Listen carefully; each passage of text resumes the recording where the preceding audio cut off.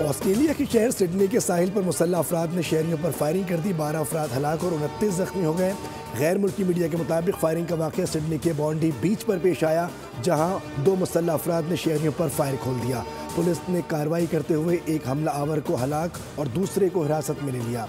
ऑस्ट्रेलवी media के मुताबिक मुश्तबा हमला आवर का नाम नवीद अकरम है, जो सिडनी के जुनूब मगरबी इलाके का रिहायशी है। हमला आवरों की गाड़ी से धमाका खेज मवाद बरामद हुआ है। फायरिंग यहूदी त्यौहार की तकरीब के दौरान की गई। मुलजिम के घर पर भी छापा मारा गया।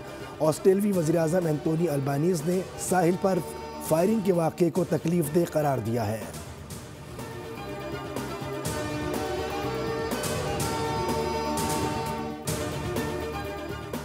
ऑस्ट्रेलिया सिडनी बीच में फायरिंग करने वाला अफगान शहरी निकला। भारतीय मीडिया ने हमला आवर को पाकिस्तानी करार देने की खबर झूठ साबित निकली।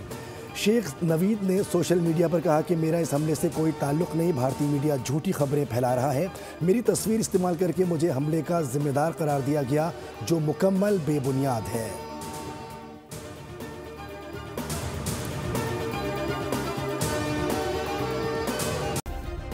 सब्सक्राइब करें और बेल दबाएं ताकि कोई खबर रह न जाए।